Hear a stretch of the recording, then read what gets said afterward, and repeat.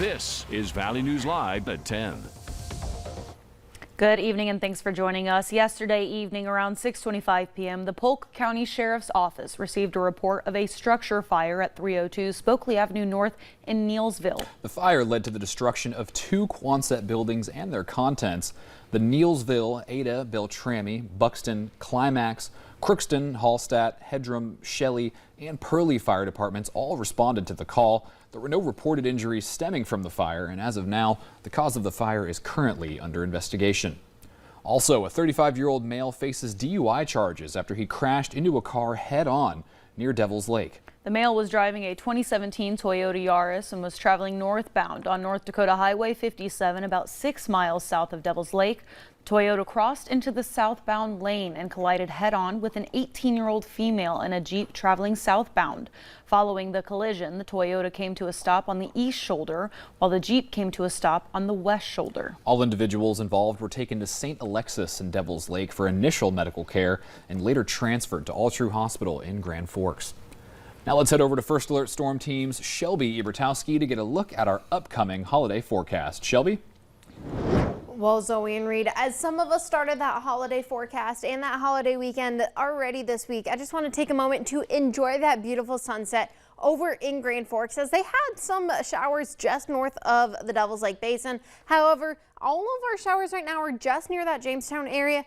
But we do expect more tomorrow with our First Alert Weather Day for some severe storms with some possibility of that hail and wind risk and that heavy rains as well. Now, this is what our track currently looks like. This darker green color is that marginal 1 level risk, where you can see winds from 40 to 60 miles an hour with hail up to an inch. And that includes that Lakes Country and even through Beltrami, Hubbard, and Wadena County and the Fargo FM area, including all the way through Jamestown and Bismarck. Now, this yellow is that level 2, which is that slight risk. Now, these are going to be those scattered severe storms instead of that isolated storms, and that tornado risk is possible. However, it still is low, and you can have those stronger winds as well as that hail greater than an inch. And guys, coming after that, I will go into detail about what those specifically means, as well as your full holiday forecast coming up here in a bit. All right, thank you so much, Shelby. We appreciate it.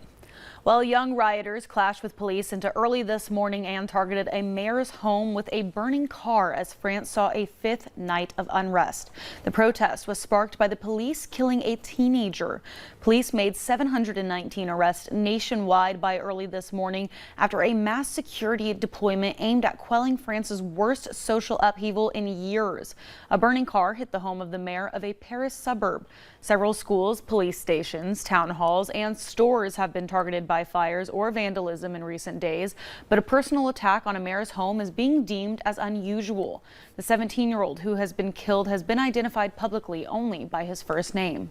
A block party in Baltimore's Brooklyn area turned deadly Saturday when at least 30 people were shot. The situation is now being identified as a mass shooting. Officials said the shooting happened just after 12:30 a.m. At the scene, officers found a dead 18-year-old woman. 9 others were taken from the scene to hospitals, and as many as 20 other victims went to hospitals across the region on their own. Officials said a 20-year-old man also died, and 3 of the injured are in critical condition. So far, no suspect is in custody, and an investigation is underway. 3 different locations in the Northeast Washington, D.C. area were damaged by explosive devices earlier today. Police say the first explosive device was detonated by a suspect on the sidewalk outside of a Truist Bank ATM at 4:30 a.m. About 6 minutes later, another device was detonated on the sidewalk in front of a Nike store. The explosives continued with a cocktail-style object being thrown at a Safeway around 4:45 a.m. Police believe the suspects were targeting businesses and drove away from each scene in a vehicle. All 3 properties were closed at the time of the explosion, so no one has been reported as injured. D.C. Police and the Bureau of Alcohol, Tobacco, Firearms, and Explosives Washington Field Division is also offering a combined $20,000 reward for any information leading to an arrest. And people traveling by air and on the ground this 4th of July weekend have already set a new travel record. According to the Transportation Security Administration, more than 2,883,000 people went through checkpoints on Friday. That beats the previous record held in 2019 on the Sunday after Thanksgiving. AAA has projected some 51 million people will travel 50 miles or more from their home during this holiday weekend, which would set a record for the holiday. More than 4 million people are expected to fly, which is an 11% increase over last year. Well, a 10-year-old boy in Minnesota is getting ready to shoot down a Minnesota Speedway in a race car. And luckily for him, both of his parents will be there cheering him on. Frank Vascalaro brings us this story from Prior Lake. All right. Just like the older professionals, Thomas Poretsky puts on his race suit one leg at a time.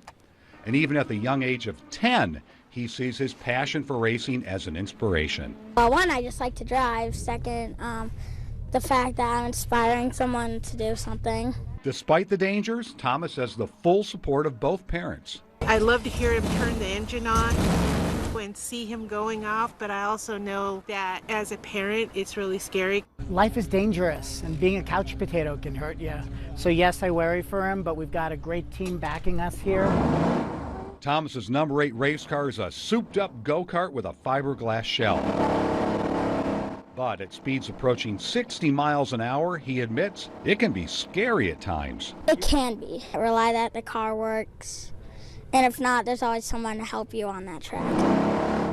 Thomas has an unusual racing pedigree. His mom is Native American. His dad is Jewish. So on his race car, he has stickers of the Israeli flag and his mom's Arizona tribal nation. I want him to succeed. I want him to do well.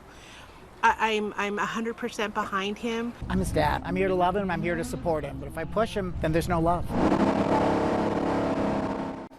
And speaking of winners in Minnesota, the city of Moorhead announced on social media on Saturday that its police department has been recognized by the League of Minnesota Cities as a leader among state law enforcement agencies in improving the health, well-being, and safety of police officers, agencies, as well as the community they serve. That's right. Over 300 Minnesota police departments were part of the study done by the League of Minnesota Cities Insurance Trust, and 31, including the City of Moorhead Police Department, were selected for further review to identify successful evidence-based risk management practices. Moorhead City Manager Dan Molly said in a statement, quote, "We are pleased the City of Moorhead Police Department continually demonstrates leadership and innovation in many areas, including strides to improve the overall health and safety of our community as well as each other." And new for you tonight, another winter report as North Dakota Governor Doug Burgum has officially reached 1% in the polls. A newsletter came into our newsroom just a few moments ago with the announcement. And just a reminder, be sure to stick with Valley News Live throughout Governor Burgum's campaign, as we'll bring you all the updates you'll need.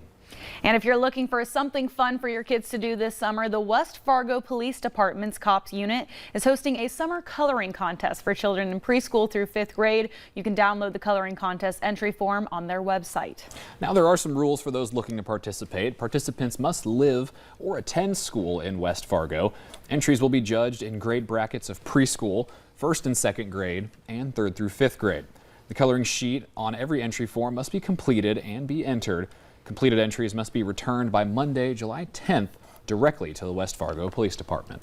Forms can be mailed, dropped off, or emailed to Community Engagement Officer Jorgensen. Selected entries will be posted on West Fargo Police Department social media channels, and selected winners will receive a West Fargo Police Department prize package. All of the winners will be announced on the West Fargo Police Department's Facebook page. The theme is Summer Outdoor Safety Tips. And later on Valley News Live at 10, Twitter announced just yesterday that they will temporarily limit the number of posts you can view per day. Details behind the decision after the break.